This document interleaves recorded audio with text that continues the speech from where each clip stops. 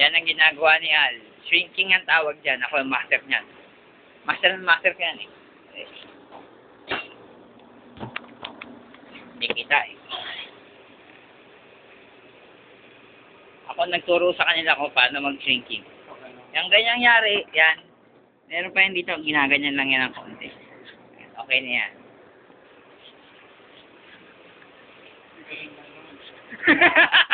Yun lang ang alam ko eh. Tangin, trabaho ko na doon. Wag mong yariin yun. Ito, ginagawa ni Angelo, isang malaking kalokohan. Wala lang yan, Hindi kasama sa bilang yan. Ito tayo. Ito ang paggawa ng donut. Yan, nakikita niyo yan, pumapasok yung dough. Paglabas yan doon, may bilog-bilog na yan. At kinain. Nakalimutan lagyan ng flour. Pero okay lang yan. It happens eh. Yung all-purpose flour.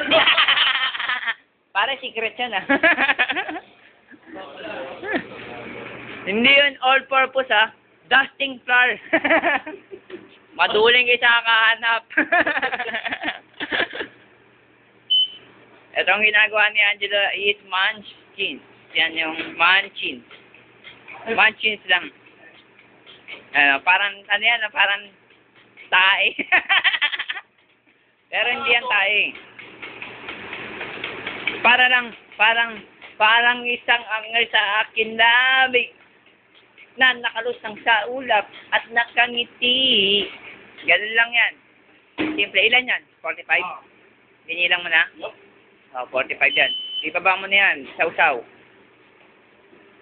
Kaya namin ginaganya para Bumilog siya kasi ganun talaga eh. Wala kang magagawa. and that's life. Wala pa kailangan ng putang na. Kayo dito.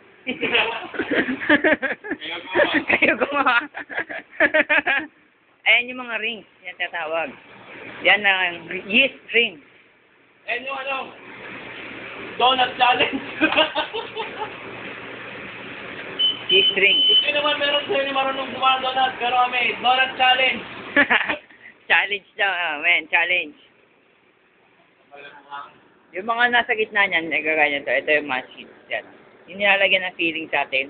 Bavarian. Strawberry. Yan yun.